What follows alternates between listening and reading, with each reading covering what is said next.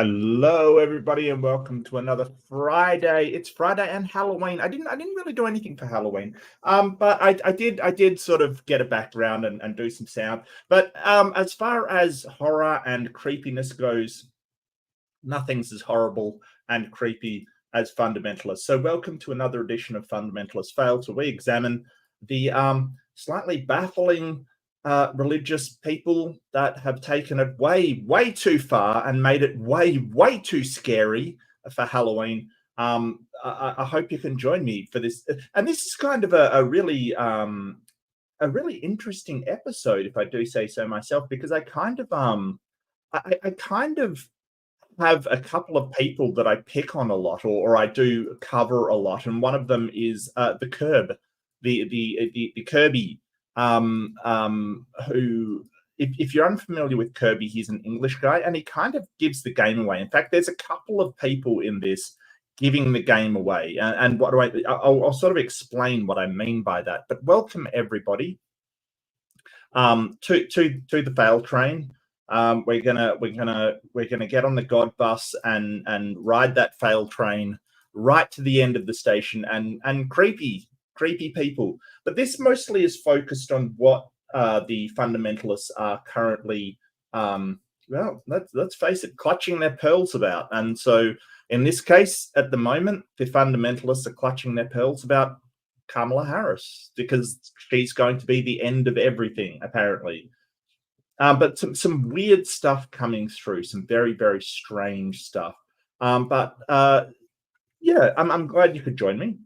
Let's get up the first one. So if you're unfamiliar with our first person, he runs a ministry called Off the Curb Ministry, huge YouTube channel that basically has like over 1 million followers easily.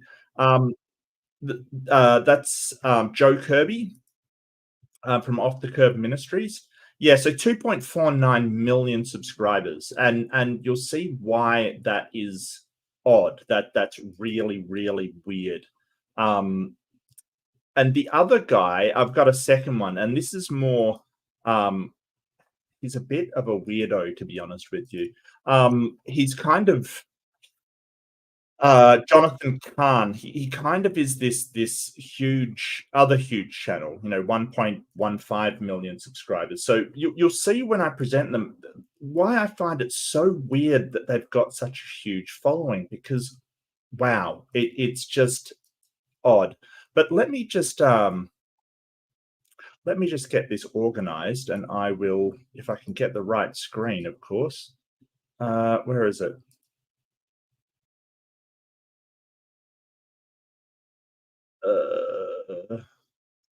Yeah, so the first one is sort of cameraman accidentally airs this kind of thing. Now, this is weird because somebody is taking a picture of their iPad, or their screen, for a start. Like, why you can't just use the original footage, which is available online, is completely beyond me. I don't know what the hell Joe Kirby, how he had to go out of his way to find this. But that's not the interesting part, because all of these conspiracy theories, they always crop up. They're always there. They're always, coming up again and again and again. But let's just watch it, and I'll just speed it up. Actually, no, I'll leave it on normal speed for this one, because Okay, watch this audience member very closely. That's their entire point. They've got white eyes. That's it. And I know we are all so deeply grateful. Now, look at this guy, too. I promise you, this clip is totally unedited, and here is all the information of how you can watch the original video for yourself. Yeah, and he's still got that cadence. Now, the problem with this, what's happening here? So the only thing that's happening here, because it's not the original footage, is it? It's somebody's actual monitor, right? So he's looking up. So when you look up, you show the whites of your eyes, and because it's sort of blurry, you can't. The artifacting of the clip just sort of blurs it all into one. All he's doing is looking up. That's all he's doing. It's so dumb. Totally unedited. And here is all the information. Go back. 2. I promise.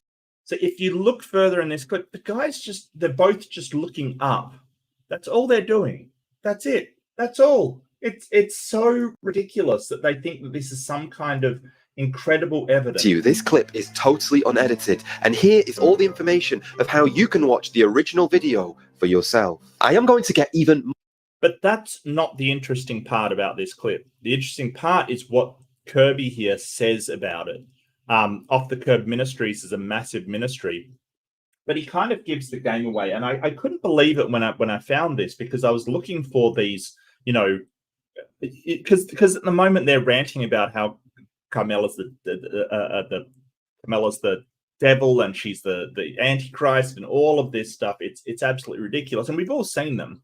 But what I wanted to do is go over why they're saying it, and it's not because they believe that Kamala is the devil or demon or whatever. Even more hate for this, because I believe I've got some explaining to do. I always promised myself for many years I would keep out of politics. I don't even understand British politics. Yeah, I think that's probably true. As your sort of channel grew, you didn't want to alienate anybody from your channel, sort of thing. So yeah, I kind of believe that. But as your little channels got rampant bigotry and bigots and hatred in it, I'm sure that he has gone back on that, and sort of it really annoys me. It really annoys me that he's sort of saying this. Why would you get involved with American politics? And yesterday, as you know, I'm wearing the exact same jumper as I was wearing in that video. I made a video talking about Kamala Harris's rally and also Donald Trump's rally, and how one rally has the American flag and the other doesn't really seem to fly the American flag. Oh, and there's plenty of American flags at the Democratic rallies. Just because it's not plastered on it every. So does it make you more patriotic to have the American flag plastered on every single surface? I don't think it makes any difference, to be honest with you. I don't see why that's a mark of your patriotism. I really don't. I guess maybe can we ask, does one of them fly the Confederate flag at all? In the crowd, because I'm pretty sure there's some Confederate flags flying as well.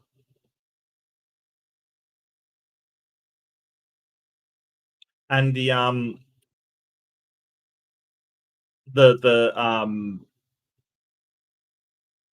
it's interesting that the if you didn't know, at his Madison Square Garden rally, they played a song called Dixie, which is a sort of the unofficial Confederate anthem, basically. So if you didn't know that, well, now you do. They're actually playing Confederate anthems at Madison Square Garden. So, one's flying the flag, the other's not. The other's actually playing an anthem for treason. I don't, we can point to a few things, but this is ridiculous. And many people got upset. Now, I don't mind if people get upset if I'm speaking the truth. I don't mind if people get upset. Yeah, that they're not getting upset because you're speaking the truth. They're getting upset because you're lying through your ass. If I'm preaching the gospel and I'm telling people you're a sinner and you need the Lord Jesus Christ. But what does bother me is if I've put a stumbling block in front of people when I'm supposed to be preaching the gospel. So why did I show you that clip? Why did I show you the clip yesterday? Why do I make these videos? It's probably got a lot to do with you make a ton of money off them, would be my guess. That would be my guess. He's got his books in the background. He's got, obviously he's making a shitload of money off them.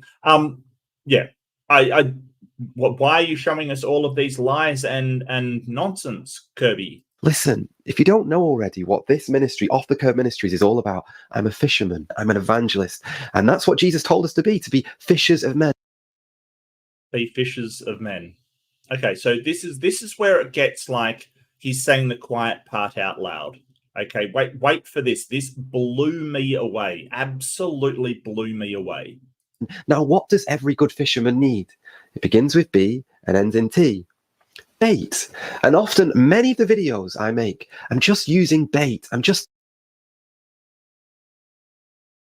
I have never heard somebody say the quiet part out loud like this. He's just baiting people.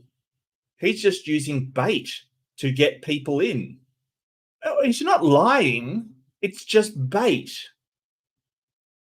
Thinking, what is it that's in people's minds? People who wouldn't open the Bible ordinarily, who wouldn't be interested in me just going straight into an exposition about the Trinity or an exposition of John 10. No, what would they be thinking about? What's in their minds right now? And sometimes it's celebrities, sometimes it's a political thing.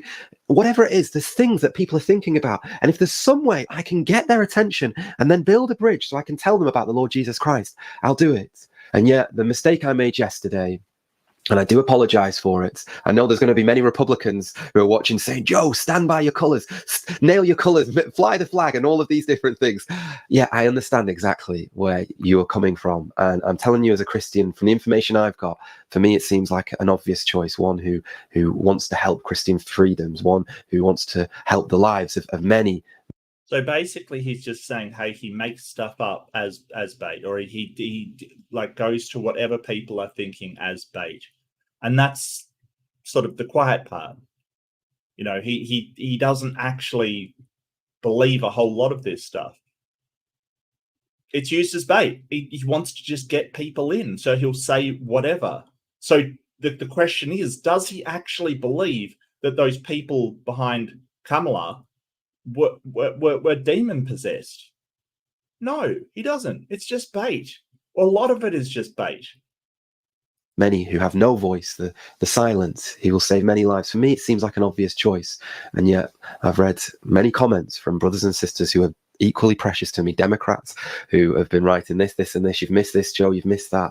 And I just wish I stayed out of it, if I'm honest. So will you forgive me? And if you're still here, will you listen to the message I have to share at the end?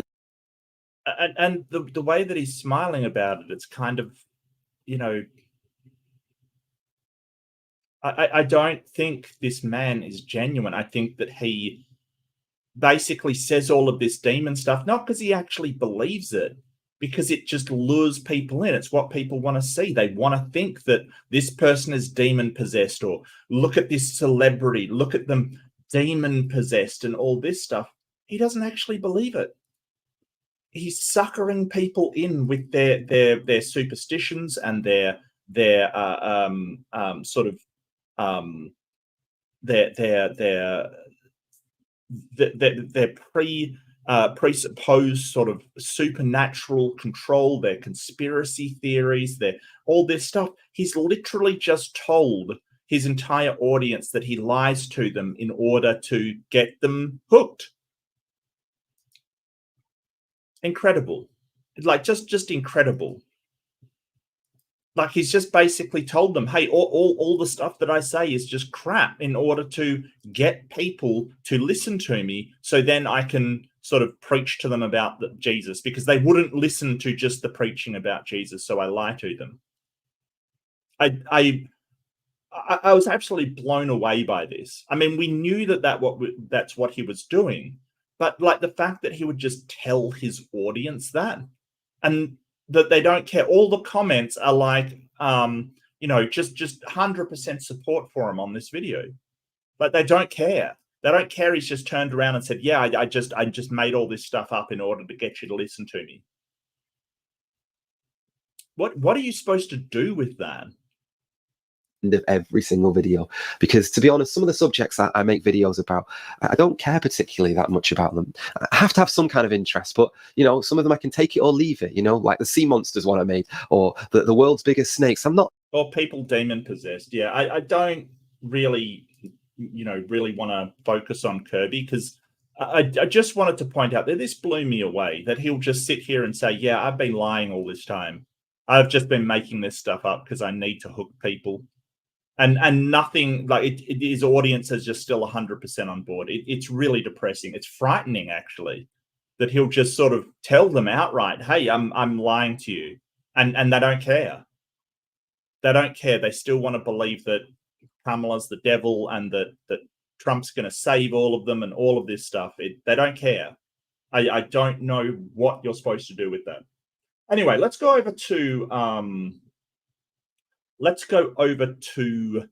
I think it's Jonathan Khan, something like that. Give me one sec. I'll find out who he is.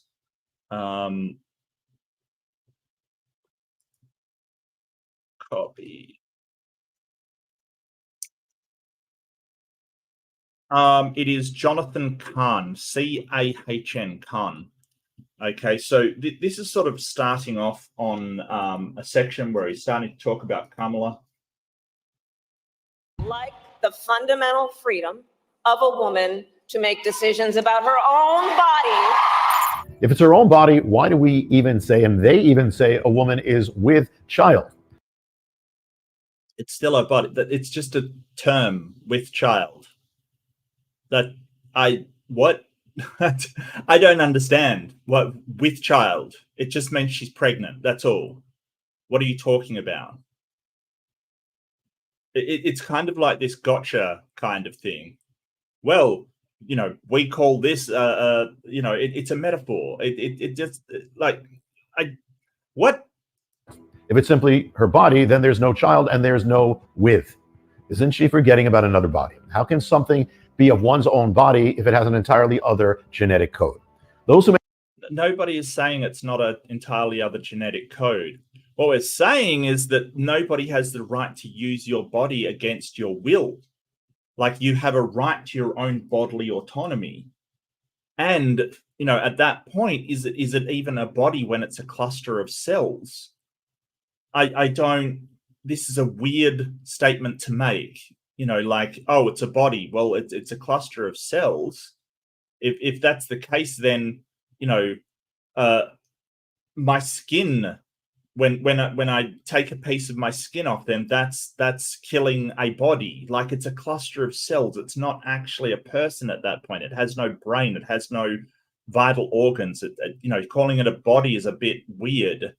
But just because people say, hey, they are with child, isn't this gotcha that you think it is, sir? It's just a phrase that's used.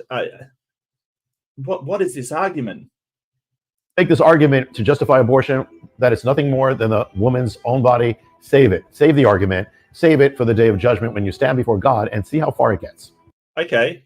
Well, why don't you? Why don't you save it for the day of judgment? Why? Like, we didn't start this. Like, you're the guys that are just trying to overturn people's medical issues. Like, stop. You save it for the day of judgment. If everything, and if God's gonna put people directly into heaven because they're too young, and the day of judgment's gonna come up and you're fine, what's your problem?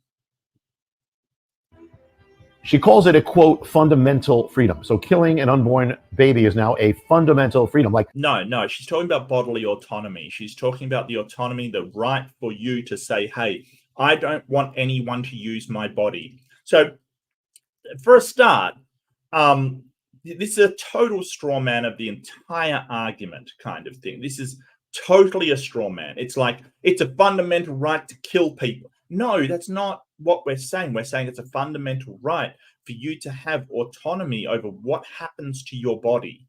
Like, that no one can come and take your blood against your will. No one can come and use your organs against that will. And that, unfortunately, includes a newborn.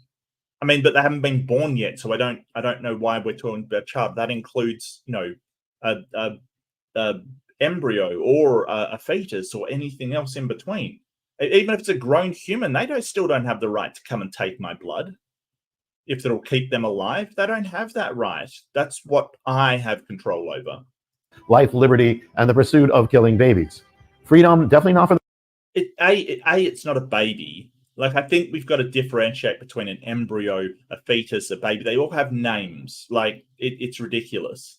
And another thing is, like, I don't know if you've noticed, but I always sort of pay attention. The music he's got in the background is so ridiculous. Like, seriously. For the baby, it's murder. It's like legalizing rape and calling it freedom because now the rapist has the freedom. No, it's not. Because that would violate someone's bodily autonomy again. Like, that's ridiculous. That's absolutely ridiculous. What we're saying is that everybody should have a right to determine what happens to their body. That's all. That's it. That's the entire argument. But you want to sort of color it as, oh, well, it's murder. Well, no, it's not. Rape, but not the rapee, not the victim. George Orwell, in his book 1984, spoke of a totalitarian government that changes the meanings of words into their opposite. It's called newspeak. They have a ministry of oppression and hate. Mm-hmm. They call it the ministry of love. They have the ministry of war called the ministry of peace. And the ministry of propaganda and lies is called the ministry of truth. She calls the murdering of babies freedom. Yeah, so 1984 was a classic book for a number of reasons. And yeah, this sort of Orwellian idea of truth speak is definitely a thing, but that's not what they're doing. They're not saying that it's good in any way. They're just simply saying, hey, we've got to protect people's bodily autonomy. The thing that I find interesting about this kind of people that support Trump is there's only one side saying, oh, we've got a truth social, right? How often they use truth. You know, there's a rule that someone made me aware of that if a YouTube channel has truth in the name, it'll be full of lies. You just know it'll be full of lies. You know, and nobody's saying it isn't killing that fetus or that embryo. Nobody's saying that. We do terminate that life. And it is a shame. It is unfortunate. It's a shame. It sucks. But we have to preserve bodily autonomy because nobody gets the right to tell me what to do with my body, and nobody gets to tell a woman what she does with her body. It's just that the problem is that these conservatives and Christians, they don't value a woman's right to make decisions about her own body. That they don't have that. That they think that they can just tell a woman, hey, your purpose is to have a child, so that's what you're going to do. Consequences be damned. Like, you could die on the giving birth. You could be one of the poor women in Texas that is bleeding out trying to find a doctor to save their life because they're so afraid now to terminate a fetus that even if it's not viable, they're hesitant to do it. This isn't cool. This isn't right. I don't have the right to force anybody to do anything with their body. Listen. And not have her government tell her what to do. Another upside down Orwellism. Not having the government tell her what to do. This is. Yeah. If they want to get medical care to terminate a pregnancy because they want to have that control over their body, whether they carry a embryo to term or not, they want that. That is the government telling you what to do, that you can't have this medical procedure, even if it endangers your life, because the government has decided that you're going to have a child against your will. That is the government telling you what to do. I don't know what's so hard to understand about this. What the hell? Is the party and the candidate of government control over every part of your life. Every party can gain control over. No, they're not about government control over every part of your life. This is the thing. This is what they're sort of coloring it as. She's proposing government control over every aspect of your life. Really? Really? Have you read Project 2025?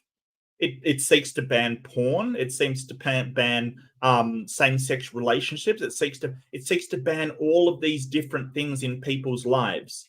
Like, seriously, what's she actually proposing that they have control over? Like environmental regulations? Is that control over every aspect of your life? Are they saying that you can't go to church? Are they saying that you can't pray? They're not proposing anything whatsoever. This is the Christian rhetoric. Oh, they've proposed some common sense stuff in order to help the society. And it's like, well, they've got control over every aspect of my life.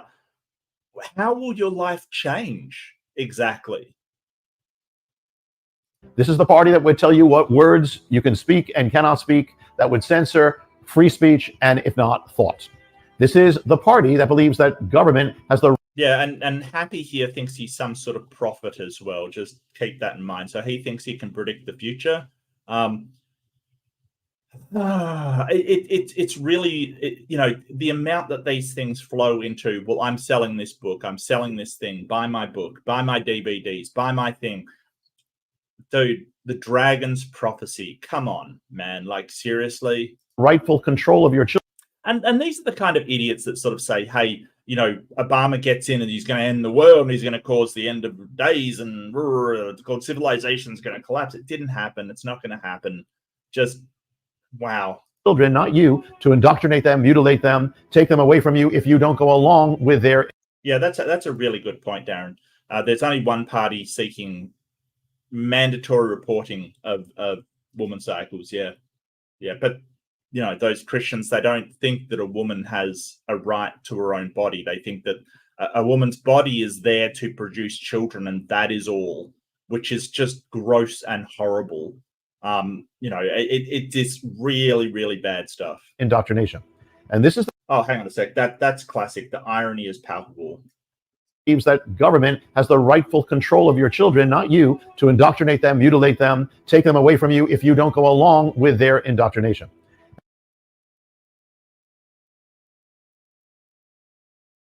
Yeah, and the government's indoctrinating people. Yeah. They're going to mutilate them. Yeah, sorry, who's mutilating children? Who's actually doing circumcisions? Just what the hell? And we know what that code for mutilating your children is. That's for young people who are trans being able to get hormone blockers, which is not surgery, it's not permanent, it's reversible, and they're angry. But all of this is absolute crap. Young people can't just go out and get surgery. No.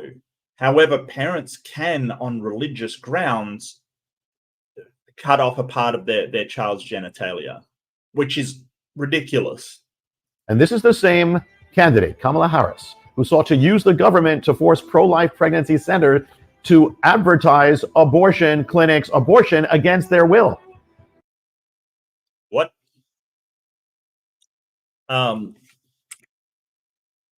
Why would any abortion clinic be opposed to advertising? Like, what do you mean by against their will?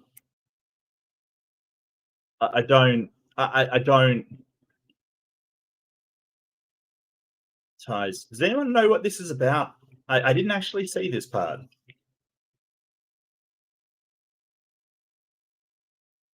And apparently an activist was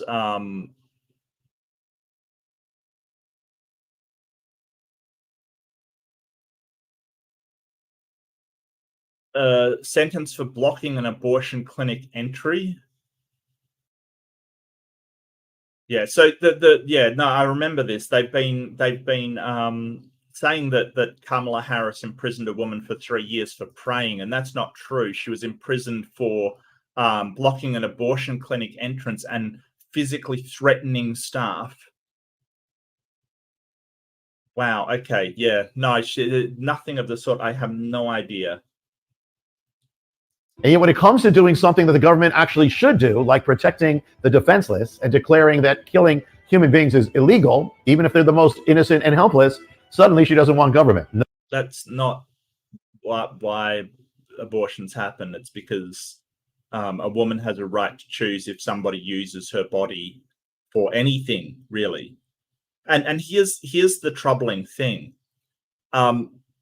at the moment, the sort of stance that these people have, dead people have more rights to bodily autonomy than women do. Like, you can't just dig up a dead person and use it, even if it, saves your life, even if somebody's just died in a car accident and they're not an organ donor. If you desperately need it to live, you can't just take that dead person's organs or blood or anything else. You're not allowed to. That dead person still has the right to bodily autonomy, right? That they still have a right to their organs, what their body's going to be used for, but women don't. Insane. Absolutely insane. No, government shouldn't protect the unborn baby, but should force pro-life ministries to promote the killing of unborn babies. She goes, pro-life ministries. I don't know what he's talking about. This really does sound like, this really does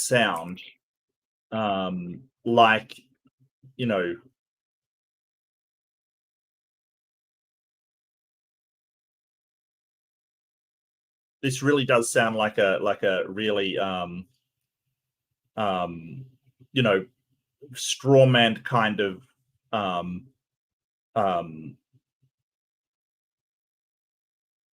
horrible twisted of something that's happened.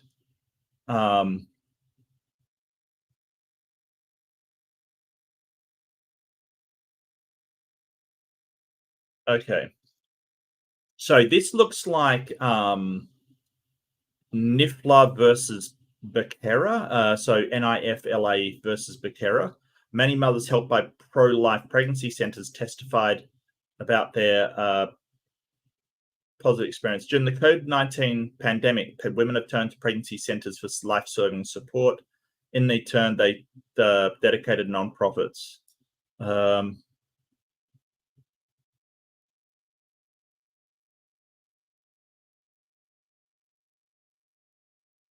Oh, so it's basically forcing pregnancy centers to make information about abortion available. I don't think it's advertising. Yeah, to provide information on obtaining abortions. So basically any center that deals with pregnancy, they're basically legislated to have information about abortions on hand.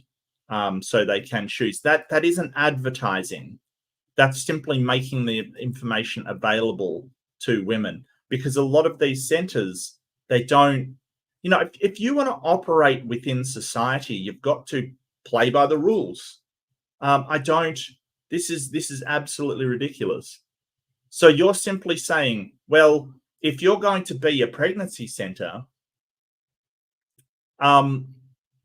you have to have the information about abortions on hand to tell people about it, that it is an option. They're not even saying you have to promote it. They're just saying you have to have the information on hand. That's it. So you're basically saying, well, we want to keep people in the dark about an option that they may have and still get sort of assistance doing this stuff from the government. I'm sorry that she's forcing you not to lie to people and keep information from them. Like, can we just look at him saying, oh, well, Kamala's being Orwellian and having all of these Orwellian dystopian things, yet you're basically twisting things to say, oh, how dare these pro-life clinics for pregnancy be forced to give people information? So no, they're not forced to advertise. They're forced to present all of the information to somebody who is pregnant. Wow. I mean, talk about twisted. Like, so basically, we want the right to keep people ignorant about their options. Wild. Just wild. Listen. We remember Donald Trump hand-selected 3 members of the United States Supreme Court with the intention that they would undo the protections of Roe v. Wade, and they did as he intended. Well, Donald Trump did select members of the United States. Yeah, that's exactly what happened. That's exactly what happened. He hand-selected these people. They said that they wouldn't vote on Roe v. Wade, that they weren't going to undo Roe v. Wade, and then they did it anyway. That's what happened. That is the truth. Supreme Court. That's actually his job and duty as the President of the United States. She may have forgotten that each one was confirmed by the Congress. Now, did he do so? Yes, but they told the Congress that they would not undo Roe v. Wade. Don't forget that. In hope of overturning Roe versus Wade? Well, actually, he probably did. Yeah, he did. Yeah, he probably did. Yeah, yeah. Oh, so what she said was exactly true then. Like, what? And that's something to be praised. Now, notice how Harris characterizes it. She says they would undo the protections of Roe versus Wade. Yeah. Yeah, that is exactly how it should be said. Because Roe v. Wade protected a woman's right to choose what happened to her body, her bodily autonomy. That's another Orwellism. She calls it the protections of Roe versus Wade, as if Roe versus Wade was something protective. Now, Roe versus Wade actually removes any protection from the most defenseless among us, unborn children. It would be as if the government legalized torture and then called the legalization a protection because they're protecting the right of the torturer to torture. No. It would be like somebody having somebody attack their body without their permission, start to, grab them to harvest their organs or to use their body to filter blood, and they defend themselves. Yeah, they have the right to do that. Yeah, doesn't matter that it saves a life. Doesn't matter. They have the right to defend their body. Yes. So no, this idea of the torturer, no. What is this analogy? The torturer isn't having their body used by the person on the slab. They're not being forced to hook up their circulatory system, their organs, everything to that person and use them. No. And the torturer, we don't torture them. We try to end that pregnancy, terminate the pregnancy as quickly as possible. This is ridiculous. When they have to twist all these things around and speak when they have to twist these things around, really? I'm sorry. Explain to me how pregnancy sort of, is God torturing babies when he does a miscarriage then? around the act in a way that hides the act, the act is evil. It's a dead giveaway. For Kamala Harris, abortion is at the center of her candidacy. But then something happened. Well, I don't think it's at the center. I mean, it certainly is an important issue to her, and it's an important issue to a lot of women out there. It's a central issue. Yeah, I don't think it's at the center. I think the center of her campaign is actually the totalitarian and fascist Trump, his fascist sort of ideas and Project 2025. I think that's the center of her campaign. The center of her campaign is we cannot have Trump back at the center on the levers of power, because the man does not understand any kind of checks and balances on his power. He wants complete control. I think that's the center of the campaign. And it's hard to hear, but it's definitely what happened. Listen. A couple of Christian students. Okay. Yeah, a couple of Christian students said what now? In the crowd, and it was apparently hard for them to keep hearing about the killing of unborn children, shouted out the words, "Jesus is Lord and Christ is King." Jesus is Lord and Christ is King. That's it. Jesus is Lord is one of the central foundations. Yeah. Is that what they shouted out? Is that what they shouted out? I've got the clip here.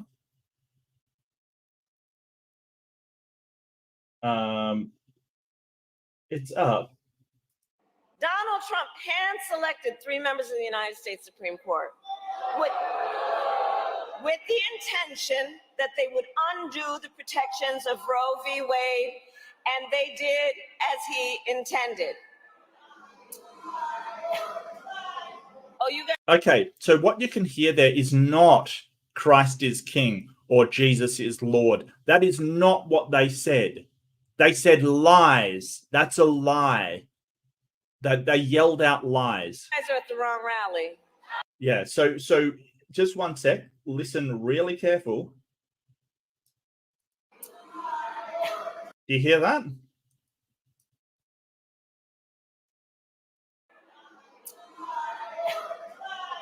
Oh, you guys are at the wrong rally. They actually screamed out lies. And multiple people have attested to that. Later on, they said Jesus is Lord and Christ is King. But just before she spoke, you can actually, if you turn up the volume, you can hear pretty clearly that they say lies. If you want to, I can probably give it a boost and turn it up a bit more. I do have a volume booster here somewhere. So, sound warning.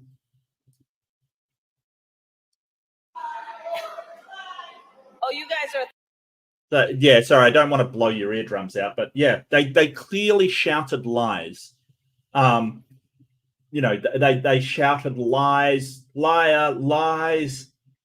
So they're not saying, like, they weren't. She wasn't saying that to the oh damn it, I did it again. To the Jesus is Lord and Christ is King.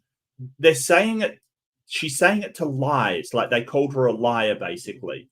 And yeah, they're at the wrong rally. They were there just to disrupt the rally. Of the Christian faith, the gospel message upon which America was to exist. It's one of the central foundations of Western civilization for the past 2 millennia. It shouldn't even be controversial in such a civilization or in a nation where presidential proclamations end with the words, "In the year of our Lord." This guy, man, like, just because we use AD, what?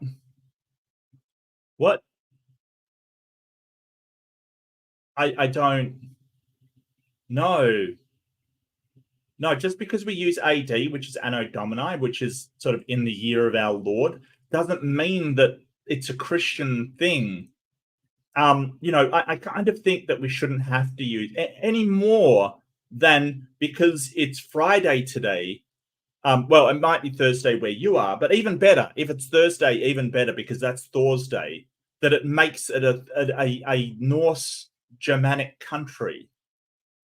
Well, it's Thursday, so that must mean Thursday. Like, come on, who does this stuff? Oh, because we say in the year of our Lord, Anno Domini, which is AD, that means we're a Christian country. Get out of it. Seriously? No, it doesn't. Referring to Jesus as our Lord. So the presidential proclamations are saying Jesus is Lord. No, that's just a byproduct of the calendar being Gregorian, like invented by Gregorian months. Yeah, it's Frigga's Day or Freya's Day. Yes, Friday is Freya's Day. Monday is Moon's Day. Tuesday is Tyre's Day. Thursday is Thor's Day. Wednesday is Woden's Day, the chief of the Norse gods. Oh my God. Our entire civilization is Germanic Norse. Did you know? I didn't know.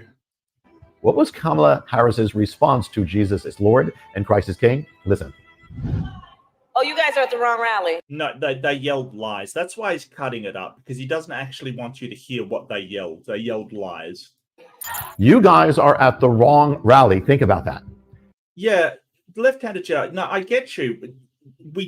We're kind of using CE because the only reason we're using CE is because Christians make such a freaking huge deal out of AD and say, well, that gives us some kind of leverage over civilization. Like, I agree with some people who say, I don't see why we should have to use CE and BCE, right? Like, it doesn't change the fact that we're measuring it by the supposed birth and death of Jesus Christ. But the problem is that it sort of becomes this argument where they're trying to leverage over civilization simply for the term. It's a ridiculous argument. And I get why we use it, because then it's not tied to religion. But the only reason we don't have to have it tied to religion is because of Christian nutbags who say, oh, well, we're using this term that gives us this authority over all of our society. That's the only reason, because no one's going, oh, well, we can't use Thor's Day. Let's change the names of it. Because there's no like moron Norse Germanic pagans wandering around going, well, you use Thor's Day, so that gives us some kind of leverage over, civilization. Because no one's doing that. But the Christians are. And if you don't believe me that they are, this guy's argument. They proclaimed Jesus is Lord and Christ is King. And she told them they are at the wrong rally. No, they shouted out lies and liar. That's what happened. That he doesn't want you to know. He doesn't want you to know. Not for that. They didn't shout out against her abortion stance or say anything overtly pro-life. They simply said Jesus is Lord and Christ is King. And no, they shouted out lies. You could hear it. You could actually hear it. And this is the thing. They want you to not listen, just believe them, even though they lie about it. And sort of the reason why I showed this after Kirby is because Kirby basically said, well, it's bait. But the problem is these things that they're putting out as bait to reel people in as the fishers of men, as the Christians put it. Oh, we're just fishers of men and we've got to use bait. People believe that. They believe that, this person's demon possessed, or this person's, these people shouted out something about Lord, Jesus is Lord and Jesus is King, and they got thrown out. It's not the truth. They shouted out lies and liar. And we saw that that thing about earlier, where they're basically saying, hey, Kamala sent somebody to 3 years for praying. No, absolutely not. They got sentenced to 3 years for 1, obstructing entry into an abortion clinic, and number 2, threatening somebody while they did it. That's not praying, but they believe this nonsense. They don't check it in the slightest. To that, she said, they were at the wrong rally. Jesus is Lord, foundation stone of the Christian faith. And it's written that no one can say it, meaning it, from their heart in their life without the Spirit of God. So what does it mean? What is she saying? She's saying Jesus as Lord does not belong here, does not. Number 1, she was saying it to them, yelling out lies. And number 2, they were just trying to disrupt her rally. Like they were just trying to disrupt the rally. There's famous footage of Trump saying, get those people out of here, like toss them out kind of thing. I don't. Yeah, that they're at the wrong rally. I don't know what. Like, it's so ridiculous. Belong at her rallies. Jesus is Lord, that Jesus is the Lord of all, has no place in her rallies. Jesus and the Spirit of God has no place in the agenda and the platform and her party's agenda.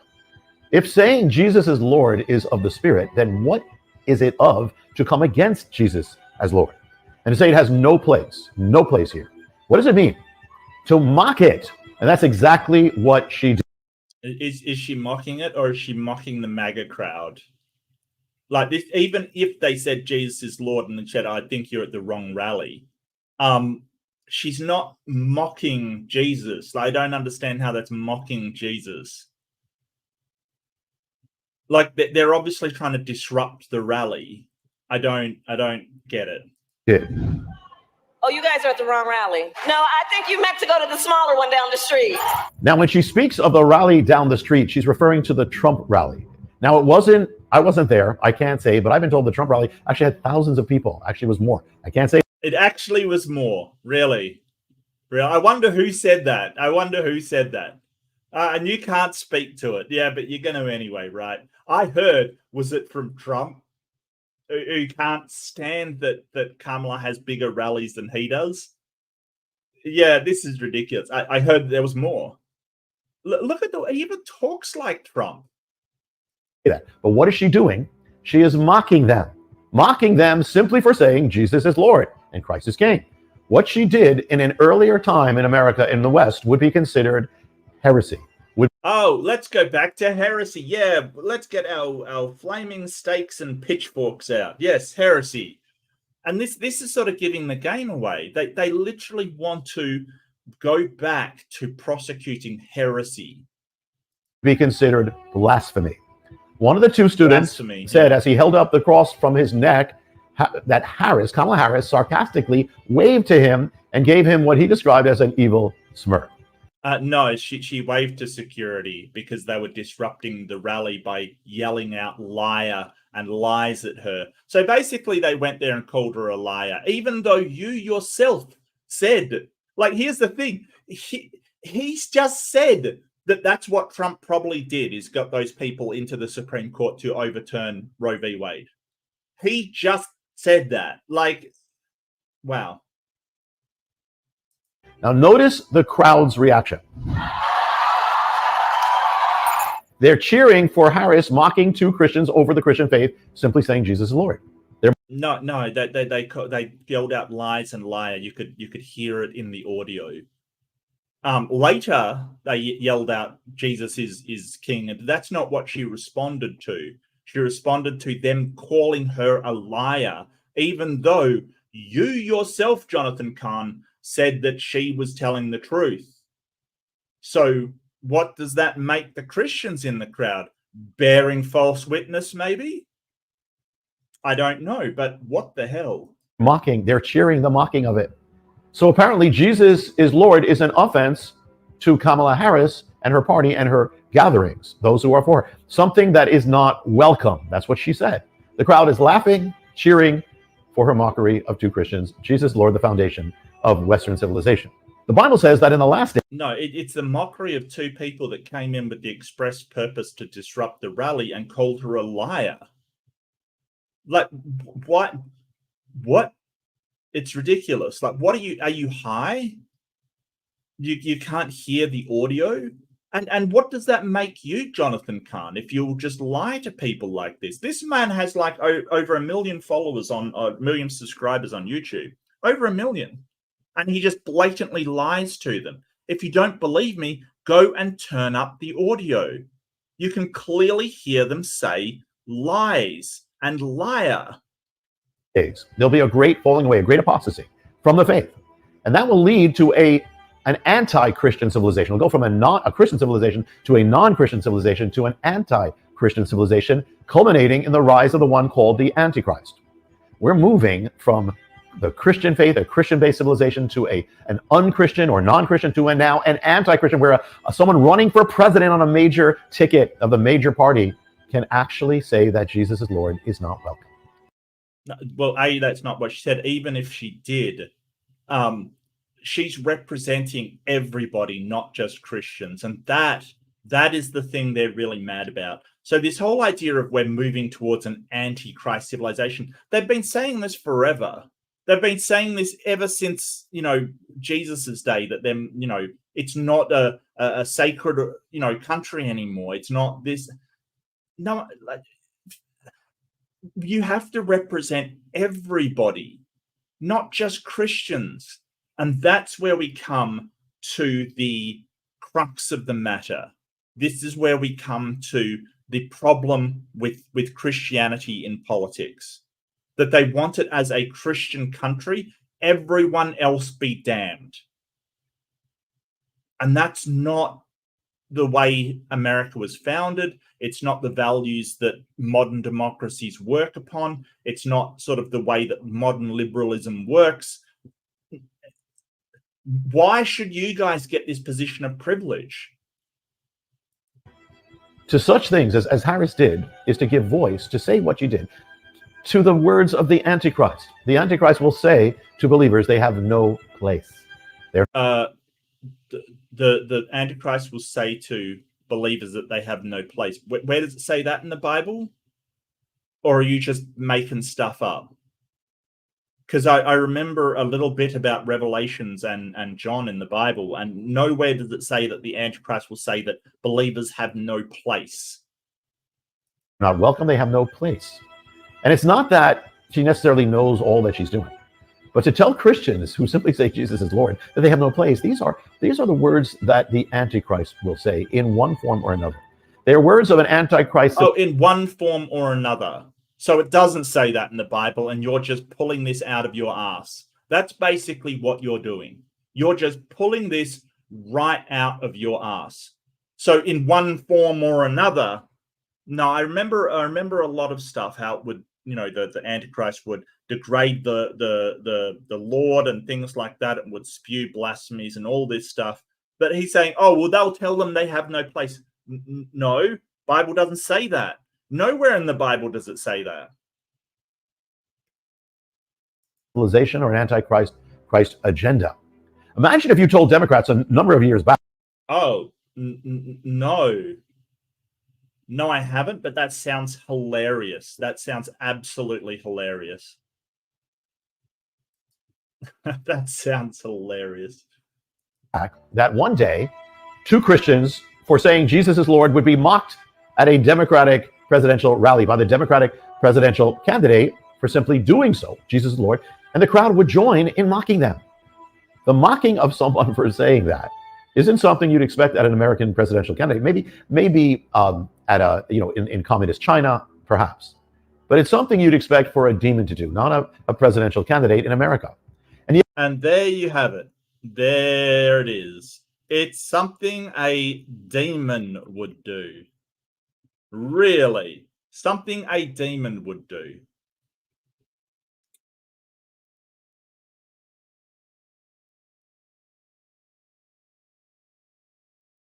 I don't even know. I don't even know. Like, seriously, what? Just basically people yelling out liar, even if they did say Christ is Lord, and it's obvious that they've got a pro-life stance, and they're at the wrong rally. I don't see why that's something a demon would do. It's kind of ridiculous.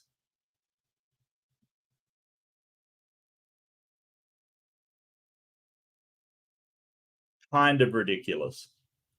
I'm trying to find this clip. I think I've found one clip of it, but I will. Yet it's written that even the demons call him by his title. Two Christians, they said they were heckled. People at the rally cursed them. They mocked them. We were getting shouted at, pushed, assaulted, screamed at. So we were walking away. But there was about 3 attendees there, volunteers, that kicked us out with badges or whatever they had. And I specifically remember this one man saying, "You were uninvited and unwelcome to this event. You need to leave." And all they did was walk us out the door. They didn't tell us why. Yeah, and I love how they put up like that. That was clearly not Jesus is Lord. That was clearly lies. I don't. They even said an elderly lady pushed them physically, came upon them. Essentially, she was speaking, and we decided to say Christ is King, Jesus is Lord. And we got a lot of backlash. As you can see in that firsthand video, I was pushed by an elderly woman. Where? We were heckled at, we were cursed at, we were mocked. Where? This is you can see in that video, you were pushed. Really? I didn't see. I saw a lot of people waving goodbye, and mocking somebody is not against the law. Like, I don't think they should be assaulted. If they refuse to leave, a security may have sort of guided them out, sure. But where are they being pushed? As you can see in that firsthand video, I was pushed by an elderly woman. We were heckled at, we were cursed at, we were mocked. We were mocked. Oh no. You went to a Democratic rally where they were speaking on pro-choice stuff, and you were mocked for disrupting the rally and calling the candidate, screaming liar at the candidate. And then you go on to lie about what you screamed. Yeah, just fine behavior from these people. And of course, Fox News runs it because that's the kind of crap Fox News likes to run. This is the future that Kamala Harris and her campaign are fighting for. This is the future they're fighting to bring to America. This would be unimaginable just a little while back. Oh, because, yeah, it would be unimaginable a little while back. You know what was also unimaginable to people a little while back? Some people thought it was unimaginable that black people would be walking free and getting jobs and owning property. That was unimaginable a while back. Why are we going, well, we didn't think of doing that a while back. It can't possibly be so. What is this? Like, seriously. And this is what yet is a revelation to us. It brings out a stark reality. It's a revelation of what is really happening. It's what has happened to the Democratic Party. They didn't used to be like this. And what's happening to America. The Democratic Party didn't used to be like this. Pretty sure they did. They've been pro-choice for a long time. Ever since pro-choice was really a thing. Maybe also it's because the Republican campaign hasn't been like this. Like, if you have to point at one party to say, hey, they've really changed over the years, I don't think it would be the Democratic Party I would point at. I think it would be the ex-Republican Party and now the Trump Party that I would point at.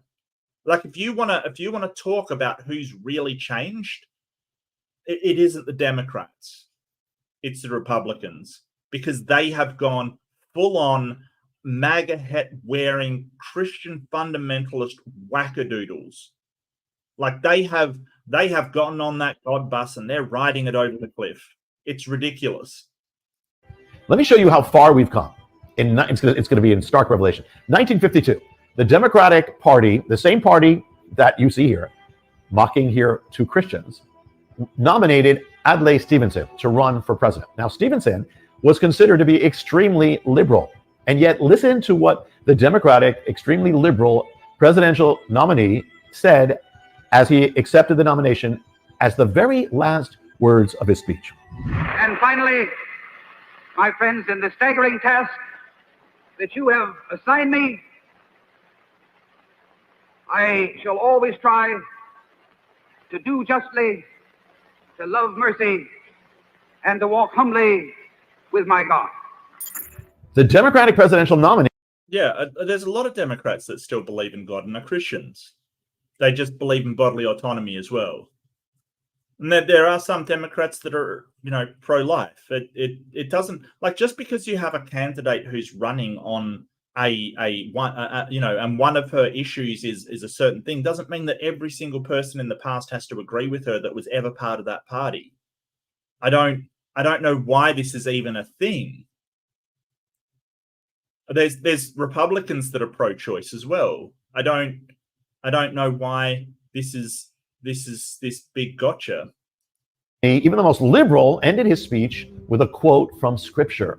He recites the Scripture as his life's verse: to be humble, walk humbly with our God. How far we have fallen. Is that fallen, or has that gotten out of the superstitious and dogmatic rut that you've been in for the through the 50s? This is the 50s. This is that time of the Red Menace and building up the nuclear arsenal to stop God-loving America from the atheist Ruskies. Just nonsense that was so close to nuclear war.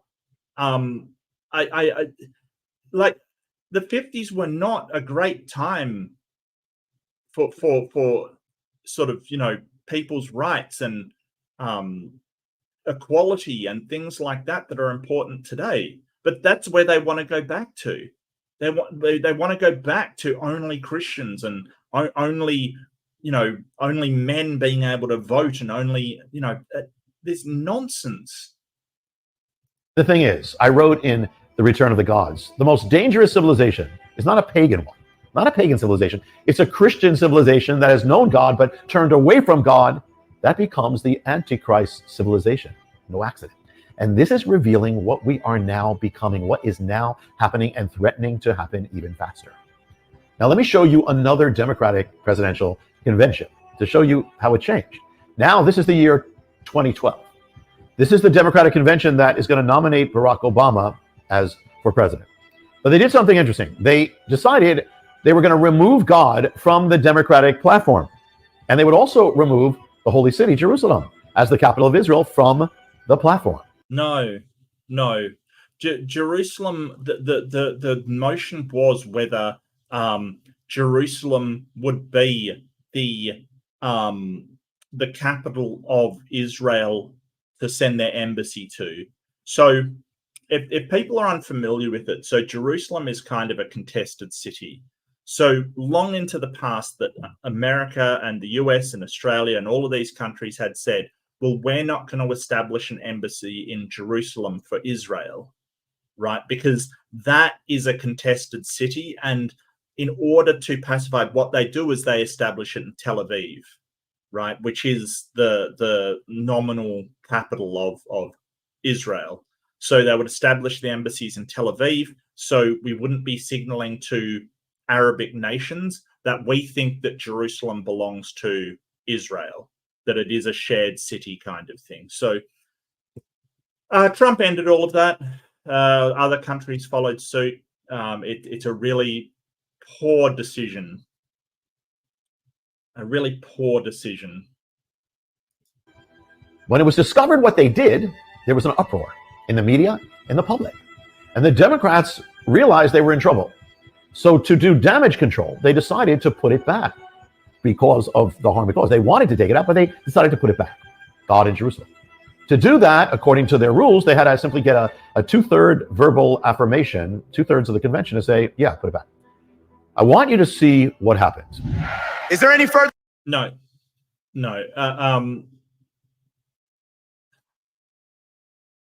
So this is the amendments they want to put in. Jerusalem is and will remain the capital of Israel. So it should remain an undivided city accessible to people of all faiths. Further discussion? Hearing none, the matter requires a 2/3 vote in the affirmative. All those delegates in favor say aye. All those delegates opposed say no. Forget about the 2/3. At least half the Democratic convention doesn't want God or Jerusalem mentioned in the platform. No, that isn't the reason. So he's just lying here. That isn't the reason. The reason is because when you establish an embassy, and basically the phrasing was very clear that Jerusalem was the capital of Israel, you're basically telling all of the Arabic nations around it that Jerusalem belongs to Israel. That's not what they wanted to. It's got nothing about not wanting God in their laws and stipulations. All it is saying, hey, we don't want to put the embassy there to signal that basically Jerusalem belongs to Jewish people because it's a contested city. That's all. That's it.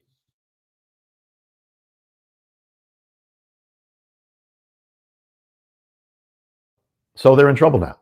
So what do? They take another vote. So let's show that next vote.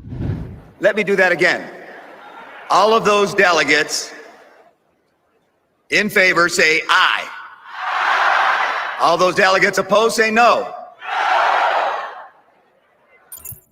Again, yeah, and say the sign, Arab American Democrat. Yeah. It's a contested city.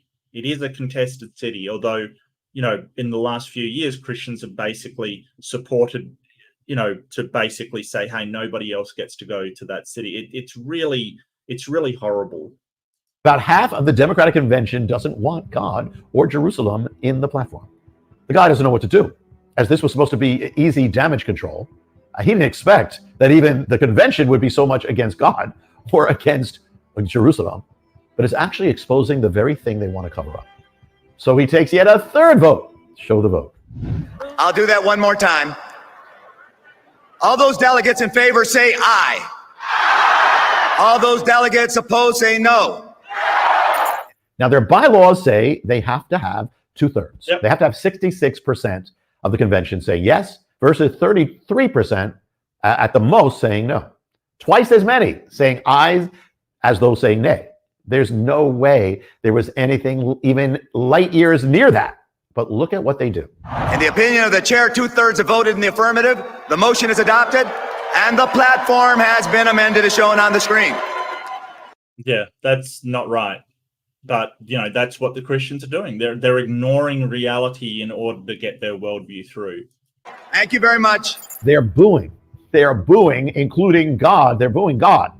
No, they're not. They're booing that they just ignored the results of the vote, and it's nothing to do with God. It's to do with sort of geopolitical concerns. It's got nothing to do. It's ridiculous. It's absolutely ridiculous. This guy's just lying outright. And Jerusalem is the capital of Israel, getting into their platform. And that was in 2012. Now this is 12 years later. Since then, it's only gotten worse. Not only in the Democratic Party, I'm not just talking about that, but in America. America's gotten so much worse. Yeah, no, tell me all about how America's gotten worse. Yeah. Half the Democratic Party often is revealed as being against Israel and against Jerusalem as that. And much. They're not against Israel. They're against Israel. Like, this is the thing. This is the black and white thinking that's always a problem for Christians. They always think black and white. They always think, well, either you're either against Israel or you're for Israel. And this is the kind of rhetoric we saw in the Iraq War when George Bush, and I remember this clearly because I was around at the time protesting that war, said, you're either with us or you're against us. That's black and white thinking. They're not against Israel. They're against the unilateral use of violence against Palestinians. That doesn't mean they're for Hamas or for against Israel in any way. It just means they don't want to see innocent civilians killed over something that wasn't their fault. It's so ridiculous. And this is the kind of, if you're not with us, you're against us kind of mentality that the Christians always promote. They're always doing this.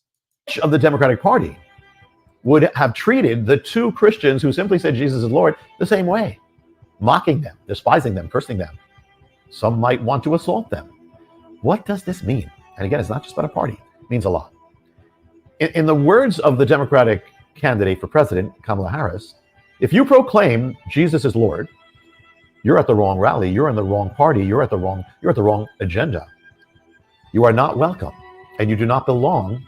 Yeah, that's not what she was saying for a start. It was that they were calling her a liar. They were disrupting her and calling her a liar. So they were obviously Trump supporters. So I don't know why you would sort of make stuff up about this. It's ridiculous. At that the Democratic rally or agenda. That's what she's saying. You can't interpret it another way. That's what she's saying. You have no place. You are to be mocked, heckled, even hated, even you could be assaulted. Oh, yeah. So you turn up to somebody else's rally as a supporter of the other party. You yell stuff out to disrupt it, and you're the victim for being mocked. But what are we saying here? Like that you can just turn up to disrupt people's presentations that you probably shouldn't be at, and that's okay. But if somebody mocks you when you get, basically roasted from the person talking, oh, they're victims. And this Christian victim complex is ridiculous.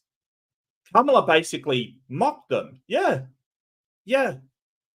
They were calling her a liar, so she mocked them. I mean, what the hell? I don't know. This victim complex. All we did is try to disrupt her rally and she hurt my feelings.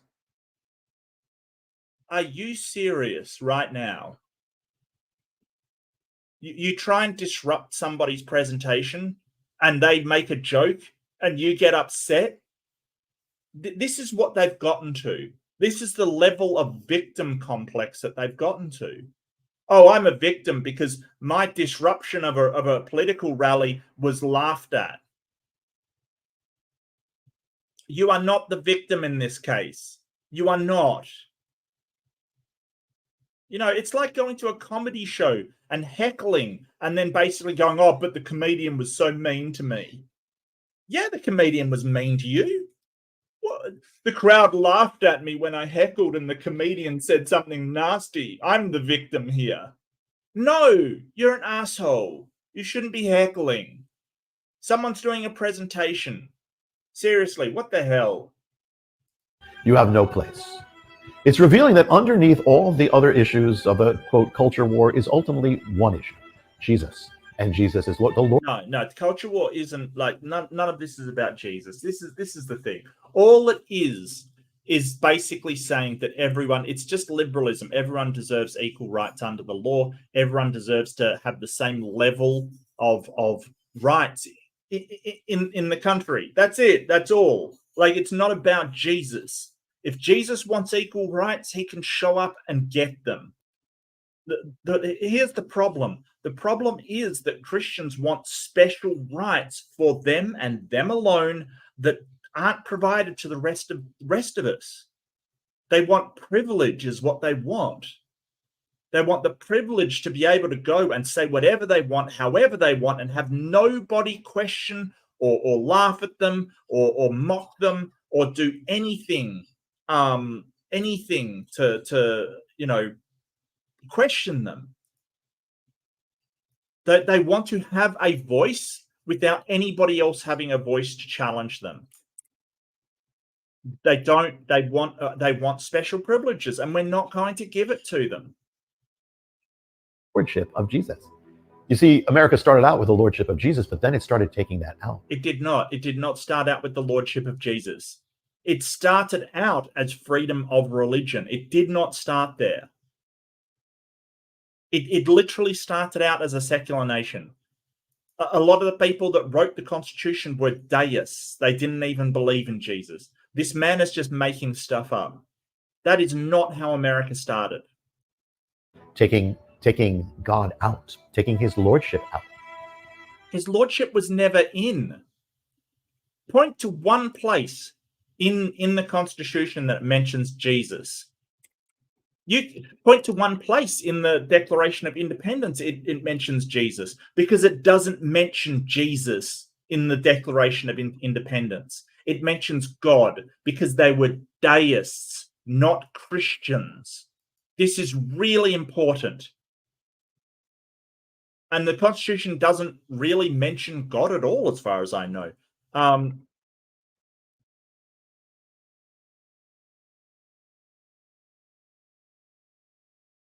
It's not in the US Constitution. No, it's not. God isn't even mentioned in the US Constitution. The state ones do have it here and there, but none of them mention Jesus. That's the thing. Like, it started out as a secular nation. There was a reason for that.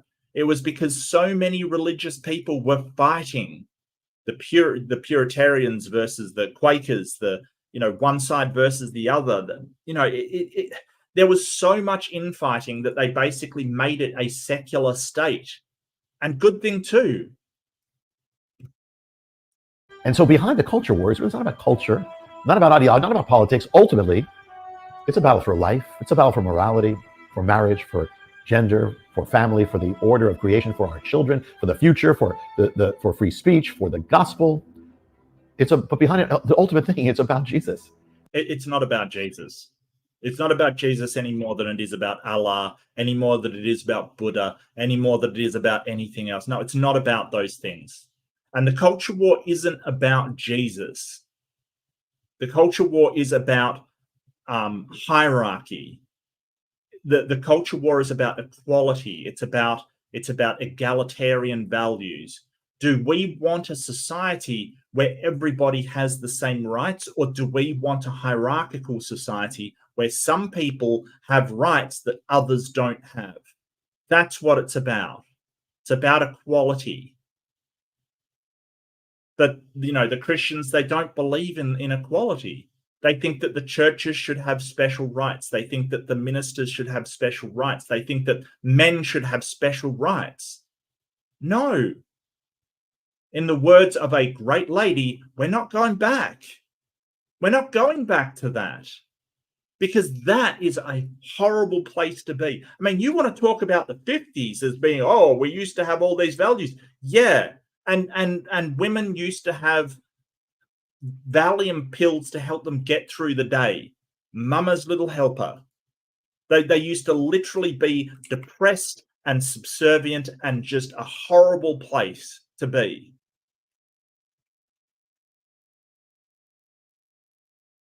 And you know, they used to give all kinds of stuff to people. 50s, 60s, you know, that they used to have like just medicate women because they were absolutely repressed and oppressed and had no rights. Absolutely shocking, disgusting.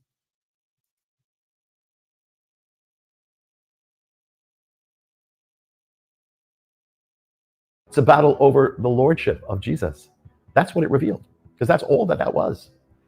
America has been battling that. No, it's not a battle over the lordship of Jesus. It's a battle over the equality of people in our society. It's a battle over, do you get to tell me how to live my life and what to do, what to watch, how to eat, what to wear, who to pray to, who gets to be in office in our civilization. Battle for years, but for the first time it's gotten to the point that even saying Jesus is Lord makes you an outsider, a marginalized group, a disfavored group, even a group to be mocked or hated or persecuted. She said they didn't belong at that gathering. See, the problem is, think about this, if this ticket wins the election, if this agenda wins the election, then that gathering is going to become America. America is going to become that gathering, if even in the legal realm. Okay, and what is bad about that? Exactly. A gathering, a society, a nation in which Christians, true Christians, have no place. What do you mean Christians have no place in society? So this is the quiet part said out loud. It's not that Christians don't have no place. He's angry because, of course, Christians will have a place. But think about what he's saying, okay? Think about really what he's saying. He's saying our country will become one that you can just mock Christians. Yeah. Just like everybody else can be mocked. Oh, but you can mock Jesus. Yeah. Just like you can mock Muhammad or Allah or Buddha or any of the other so-called gods out there. What? He's really sort of saying, hey, we want to go back to blasphemy laws. Great. And what if you and the guy down the street disagrees on exactly what God wants? What happens then? Who's the blasphemer? We don't know. Where Christian schools have no place, which proclaim Jesus is Lord. Where Christian parenthood that proclaims Jesus is Lord has no place. Where nobody is trying to do away with Christians. Nobody is trying to do away with, like, this is the thing. It's gone from, hey, these people went to a rally and yelled shit out and were mocked, to, oh, they're trying to take Jesus out of everything and prevent us from praying and doing all this. What are you talking about? A Christian who proclaims Jesus is Lord has no place. It's already happening. There was a Christian couple that was actually rejected from becoming foster parents, having a foster child, because they believed in Jesus. In America. Okay, so this story, people were prevented from having a foster child in America. They weren't allowed because they were Christian. No, they actually weren't. They actually weren't. And I know this story because they've peddled it for ages now. They've peddled this for about a year. This has happened. What happened at that rally was a profound. Okay, so what happened was that a Massachusetts couple were denied foster care over the application over LGBTQI views, right? So basically they were Catholic, and they said, so a social worker's report attached to the complaint said the couple asked how they feel child in their care identified as LGBTQ or struggled with their gender identity. Kitty Burke responded by saying, let's take the T out of it, and called gender-affirming care chemical castration. She also said, I'm going to love you the same, but that child would need to live a chaste life. Right? Both Kitty and Michael Burke expressed hesitation about around using transgender or non-binary persons' preferred pronouns, the social workers report noted.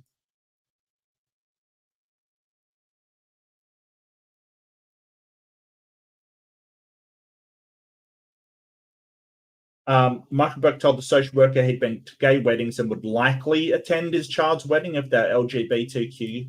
According to the report, and the couple said they wouldn't kick a child out of the home for being LGBTQ or subject them to conversion therapy, but would expect them to be chaste. Following the interview, the social worker issued approval with conditions specifically around religion and LGBTQIA-related issues. They were later denied by the licensing team. So it isn't about them being Christian. It's about them being bigots.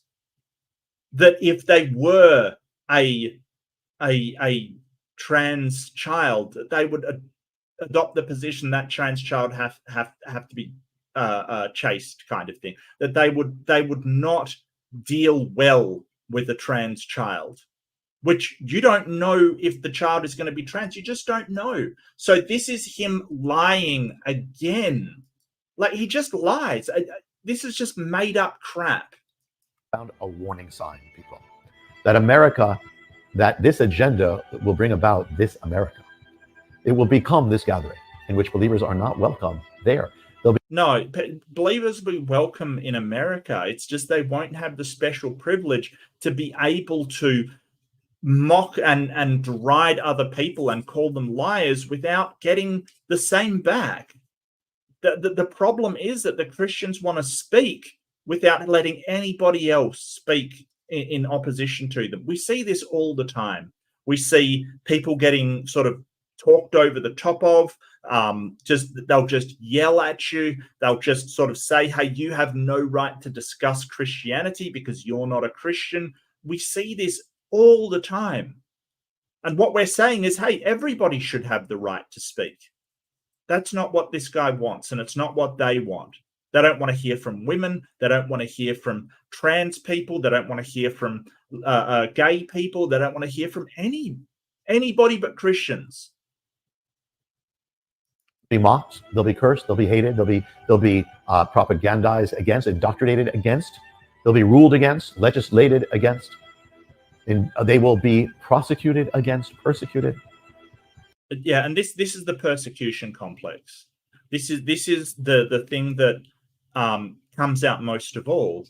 Well, I'm a Christian, so if I try to exercise rights I don't have and I believe in them as a Christian, you're persecuting me. No, we're treating you the same as everybody else. Everybody else. It's ridiculous. But that's the persecution complex. That's the, oh, they're persecuting me. Like, we're taking away my rights. No, we're enabling everybody to have the same rights. Those two people who said Jesus is Lord, they were forcibly removed from that rally with hatred and cursing for just disrupting the rally. Wow. It's almost like you disrupt a rally and you get taken, out of the rally by security. Who would have thunk it? That's happened at Trump rallies as well, though. You got to remember that. And you didn't see me getting on a platform saying, "Oh, they were asked to leave." I think Trump was actually sort of reviled because he said, "Hey, throw their asses out of there and sort of give them a hit on the way out," kind of thing. Which I don't blame them for throwing them out of their rally. It's a Trump rally. Like, yeah, you get disrupted, you're probably going to be taken out of the rally. But I don't think these kids had any violence. Considering they're so, willing to lie about what they first shouted, I don't see why I should believe them. An old lady touched you, she assaulted you. I'm not 100% sure that happened, to be honest with you. Saying that if this agenda wins the election and wins America, this will be America, and there will be no other gathering down the street. There'll be no alternative. It's only going to be silencing, nullification, persecution, out of existence. That's out of existence. Nobody has said that. Everybody will have the right to religious freedom. What you won't have is this frigging privilege that you currently enjoy, that no one's allowed to say boo to you. And that you're going to tell women what to do with their body. And you're going to tell the rest of society who don't believe in the God that you worship how to live because you have your special imaginary friend. That's all. But they can't deal with it. They cannot deal with that fact that other people are going, hey, we don't believe in that, so we're not going to follow and do what you want. Oh, but my book says, I don't care. I don't care. I don't care what your book says. Another person has a book that says something else. I don't care. We can organize this society better than who has the best imaginary friend. I don't care. But you don't get, and this is the reason why I wanted to harp on this is sort of how do we get across to these people that they're not in a position of power anymore? That the 50s and 60s and the times of the churches being the dominant force in our society, they're fucking over. It's over. Let it go. And you know, we can't let them claw back this power. We can't let them, because they will not stop at just changing Roe v. Wade or taking away your rights to bodily autonomy or taking away your right. They will not stop there. And Project 2025 makes that abundantly clear that they're not going to stop there. This is the last desperate power plays from a tired institution that proclaims some kind of power. Don't be fooled by this bullshit. Well, we're being persecuted nonsense. No one's persecuting these people. All we're doing is making an even playing field for everybody. It's just they're the ones who have enjoyed all of this privilege and power. And we've got to change that narrative. We've got to change the narrative that, oh, it's always the Christian people that are the good people. That's not true. We all know that's not true. What this is all about. It's no accident that the one saying these things is the same one that used the government as an apparatus, as an instrument against Christians, conservatives, more than once, taking actions that would be called persecution if they happened on a wide scale. But this unprecedented event revealed something else. Because, and this is not about the people, it's not about that we know everybody's imperfect, but the issues. She said that those two Christians who said Jesus is Lord, they didn't belong there with the Democratic rally. They belonged down the street at the other rally, which was for Donald Trump. It was the Republican rally. She said it. Get what she said. If you say Jesus is Lord in America, it has no place at her rally or her agenda, really her America. But it does belong at the other rally. Kamala Harris is saying, if you say Jesus is Lord, you don't belong with her. Yeah, except they didn't say Jesus. That's not what she said it to. It was that they were being disruptive dipshits. That's basically what, you know, they were being disruptive little pricks, basically, and calling her a liar. You know, fake news. Even though you yourself admitted that's what Trump did. He elected people to the Supreme Court specifically to overturn Roe v. Wade. That's, you know, and they called her a liar. She wasn't lying. So, yeah, people without a grasp on reality probably, you know, I suppose that this whole thing that they yelled out Jesus is Lord, they may have later, but they didn't at first. And that's what she responded to, was the accusation of her being a liar. Agenda. You belong at Donald Trump's rally, his campaign. If you're a true believer in Jesus, a follower of God, his word, Kamala Harris is saying you only have one choice. These are her words. To get into the campaign or to elect Donald Trump as president. Again, it's not me saying it. It's Kamala Harris who is saying it. So if you won't listen to Donald Trump's campaign, don't listen. We know he's not perfect. We know all that. We know. But the issues are very stark now. If you don't listen to his campaign, listen to Kamala Harris's campaign, which is saying you need to be with Donald Trump. It has never been this radical before, whether on the killing of unborn children, whether on the mutilation of children. No, abortion rights have been around for a while. Like, that's the thing. I don't get it. The indoctrination of children against God, against life, whether on the potential persecution and the encroachment of religious freedom, free speech, and Christians. That's why it is crucial, number one, that you vote. If you don't, you become complicit with those who say that Jesus is Lord, has no place in this camp, and we want America to be this camp, this civilization. Yeah, so Jesus is Lord has no place in civilization. Like, you can believe that, But that actual like implementation of that into our governmental systems, no, it has no place there. Because you're basically saying that Jesus is, or Christianity has a special place within society, and it doesn't. It does not. It does not have a special place in our society. That's what we're saying. We're saying that, hey, all religions, as per the American Constitution, and I love what Robin has said, and Rembrandt, I refuse to give up on the idea she has withdrawn. Absolutely. Absolutely. I agree that USA is worth trying to save. Yeah, okay. So I give the US a lot of crap. I do. And rightfully so, because I give all countries, I give my own country a lot of crap, to be honest with you. But the American Constitution is an amazing document. It really is one of the greatest documents ever written in its ideas of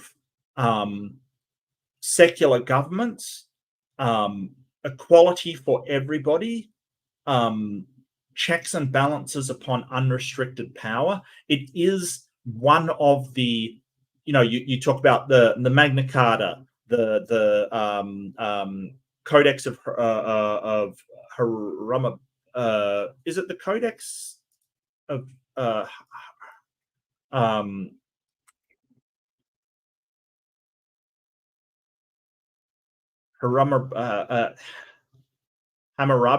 Hammurabi? Yeah, I don't know why I couldn't say that name. There's various sort of documents that that sort of are embedded in, well, this is a completely unique and amazing way to look at social order and stuff like that. I think that the American Constitution is one of those documents. It is. It's not perfect, but it is one of those documents which is just incredible.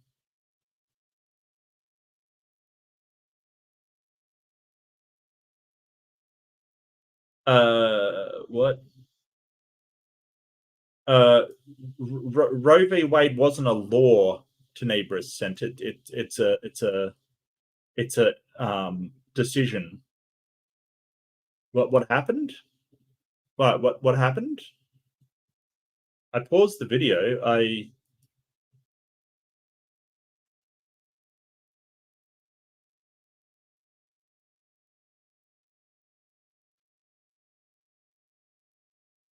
Oh, stream unavailable. Stream suspended for policy violations. What the hell? What?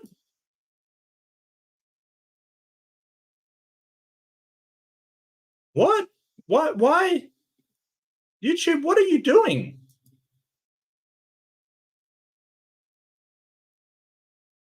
Oh my.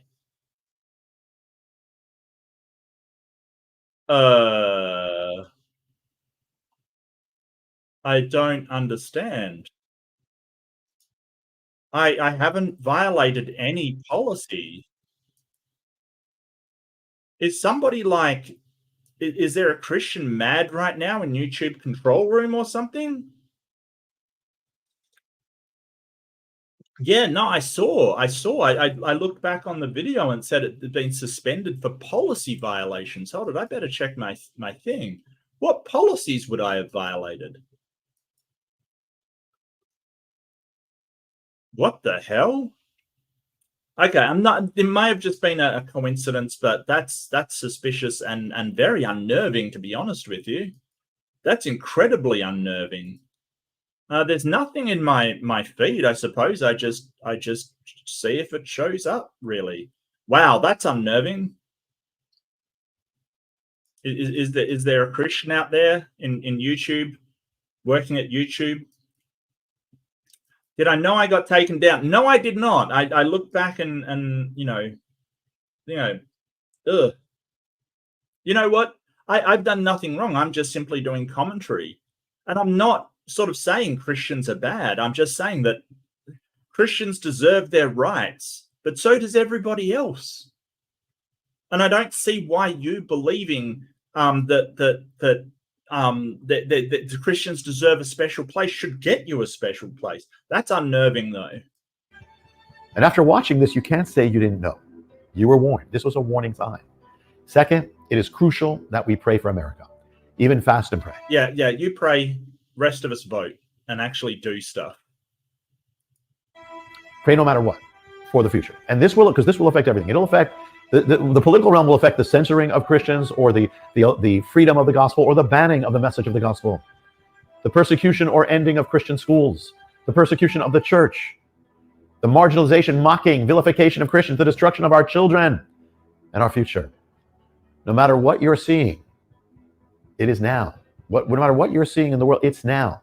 Join with me now. And let's pray for this election. Yeah, let's not pray. Yeah, that'll do from this guy. So he basically just goes into a whole bunch of prayer and stuff, which is just, not really what I am here for. It's more to do with his arguments, and all of his arguments are they're literal straw men. They're straw men of what Democrats' positions actually are. He flagrantly lies about all kinds of things. He lies about that Massachusetts couple denied sort of a foster care because they basically said that they'd require someone to be chaste if they were trans, which is ridiculous. Like, why are you being bigoted towards some people? But really, it's more to do with them saying that Christians have a special place, that they don't want to just be consigned to like the rest of us non-believers. They want a special place within society where what they say goes. And that's not how society is anymore. Someone's got to explain to these people that it doesn't matter how hard you believe that there's a God or Jesus or anybody else. You don't get to treat others badly and sort of have special privilege because you have an imaginary friend nobody can see. You don't get to do that. And the lies over, well, that's how America was founded. It wasn't. It was founded on the express idea that all people were equal. That was the whole point. That was the whole point.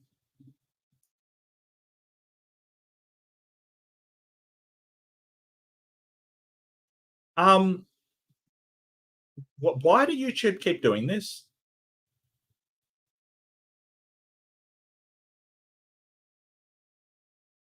What?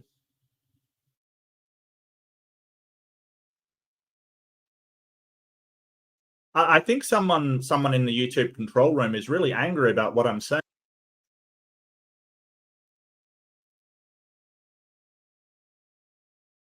I don't know why I would be suspended or something. I'm very, very confused. Very confused.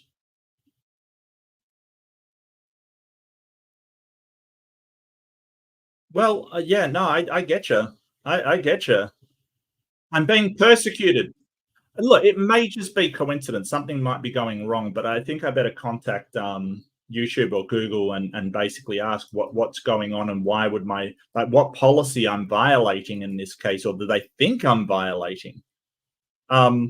Let's pull up the YouTube policy content creators.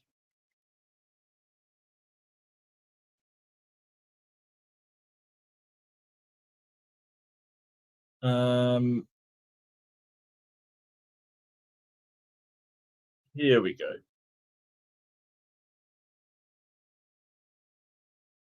I don't know why I would be very confused. I'm sorry, everybody. I don't know why this is happening to me. Okay, well, I'll look into that. I was going to wrap up anyway. I kind of almost feel like keep going just despite whoever is messing with me. I don't know that's the case. It might just be a problem with the algorithm, a problem with something on their end, and it's just a coincidence. Coincidences happen. I mean, if I was a Christian, I'd be like, oh, the devil is trying to stop me. No, that might not be the case. It may just be a huge coincidence.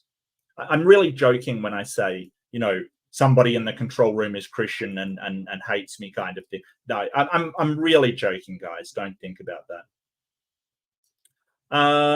Jester, Lord of Shenaniganery. Love that name. For $2, I think it's trash music in the background. Well, it could be. Yeah, it absolutely could be. But, you know, you can't make yourself immune from comment and criticism by putting trash music in the background. That's not a thing. So I still think that, you know, if that were the case, then everybody would make ridiculous videos with trash music in the background and prevent themselves from being commented on. That's not a thing. If they're going to allow their music to be used for nutbag Christians, sort of saying random stuff, and I'm not saying all Christians are nutbags, just that type of Christian is a nutbag.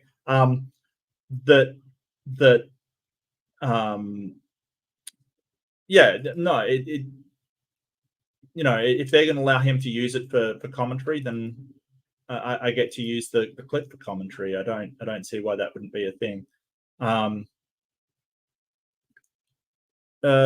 Yeah, that is fair use exception, Sterling. Fair use exception, absolutely. Experiments in prebiotic chemistry for $2. Hey Mark, how the heck are you? Good to see you. Good to see you too, mate. I haven't seen you for a while. Well, it shouldn't be. And if it did, I think that it probably would have ended the stream for me. I don't think so. I think it's probably more a glitch or something. I don't think it's anything sinister. And if it is, you know, I'll just fight it like I usually do, because there's some organizations out there that I like to do videos on, like Answers in Genesis and Creation Ministry. They will copyright anything. They will just put in a copyright claim for literally anything done on their videos, basically. That they will put it in, even if you use, like, you know, 2 minutes with tons of commentary. You know, Deviant Outcast member for months. Read my message that I added you. Oh, I'm sorry. Just 1 second. Deviant. I'm guessing someone unwarranted report the stream for policy violations. It was suspended, the system did its thing, saw its nonsense, and put you back on. Oh, okay. Well, possibly. That possibly could have happened. It's very disruptive, but and sort of I thought that sort of bearing false witness is the wrong thing to do. But yeah, so really, and the real thing I want to get across is just, out of these 2 videos that we've seen, there's been, like, sort of saying the quiet part out loud is really the theme of today. Apart from Halloween, of course. Halloween's the theme. Hold it. I downloaded something just for...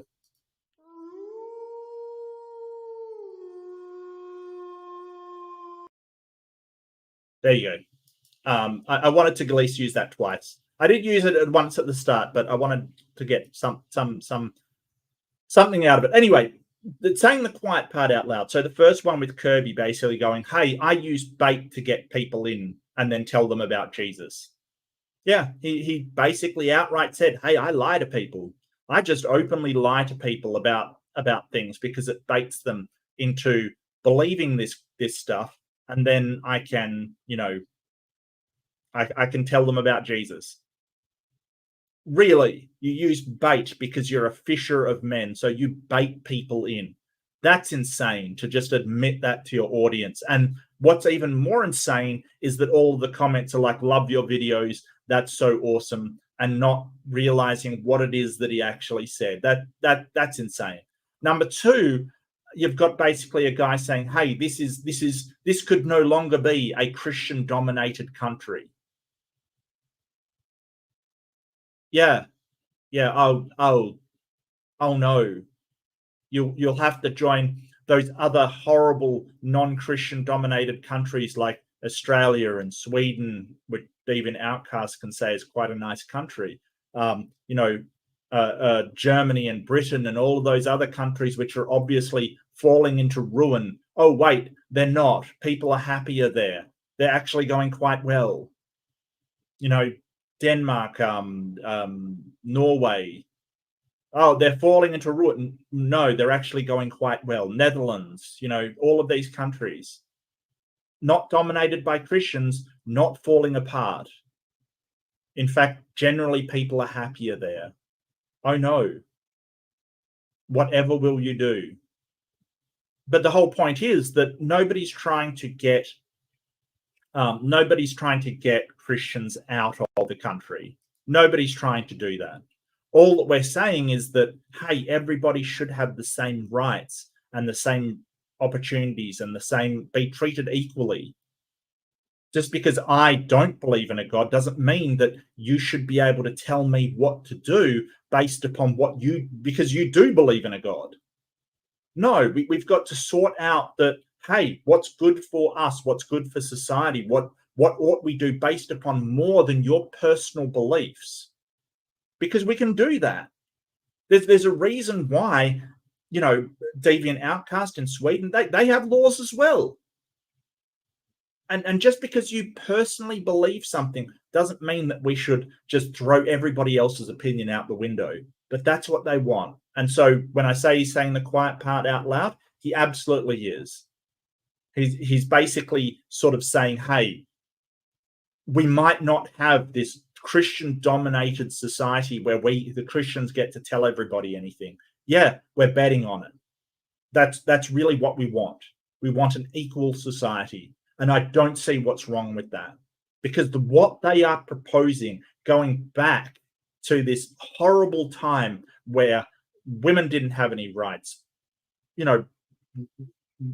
gay people didn't have any rights, black people didn't have any rights. The only people with rights were white Christian men. That's what they want. That's essentially what they want. And I don't see, just because your imaginary friend says that you should be in power, that I should pay any attention to that whatsoever. Why do I care? I don't know. Am I still here? Have I gone yet? Have they cancelled me? Have they cancelled me? Yeah. Anyway, I'm going to call it there. That's it for Fundamentalist Fails for another Friday. Happy Halloween, everybody, if you are still in Halloween. I'm 1st November. It's my anniversary today, so I am going to go spend time with my wife and enjoy my time. I hope you've had a good time. I've had a good time, except for the weird being cancelled for policy violations that I 100% did not cancel. I have no idea why. I think that, and it's important to remember, not all of Jester. So Jester, Lord of Shenaniganery, spends $5. Thank you so much, Jester. Oh me, oh my, can I fast track that and just live in the upside down under like Mark? Well, I mean, the US is moving that way. The US is moving that way. And it will continue to move that way. It's just, this is the last stuff that the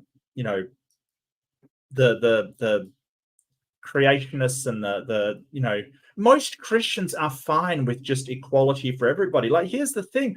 A lot of Democrats are Christian, but they go, hey, that's my personal belief. I shouldn't oppress other people with my personal beliefs. Sure. Absolutely. Most Christians are fine. It's just these people are so used to having the power and the prestige and everything's Christian and they're a representative of God and they have all this power that they don't want to let it go. And this is the last desperate crap from a people that do not want to let go of power, and that they've got to. They have to. You can see that privilege everywhere. Like the woman standing in the doorway of the abortion clinic. So the Republicans are putting out, oh, she got arrested and sentenced to 3 years for praying. No, she blocked somebody's freedom to go into an abortion clinic and then threatened a staff member. And they're basically saying, well, that person, that's a Christian thing to do. They shouldn't be held accountable. No, you'll be held accountable just like everybody else. And I really want the day that everyone is held accountable for their actions, including a certain orange lard bucket who seems to get away with everything. He needs to be held accountable. Absolutely needs to be held accountable. Everybody should be. Everyone should be equal. The Supreme Court justices should be held accountable. Thank you so much. Experiment in prebiotic chemistry for $2. Mark, just keep doing what you do. Much love. Thank you so much. That means so much to me. Much love back, Experiment. I really appreciate it. Thank you, everybody. Everyone's saying happy anniversary. Yeah, it's just, yeah, it's not a great big deal. We don't harp over it. We just spend some time, have some, you know, special time, and then, yeah. Hey, what did lard buckets ever do wrong? No, not lard buckets can be incredibly useful. It's just one particular one that's just horrible. We're fussy about our neighbours. Yeah, but New Zealand's fine. New Zealand's fine. Anyway, thank you so much for joining me. Don't forget to be kind to yourself. Be kind to each other. Treat everybody equally. You're allowed to have your belief in God. That God isn't allowed to dictate what everybody else does because you believe it, not everybody does. Understand that. And most Christians do. It's just these people that I'm pointing out.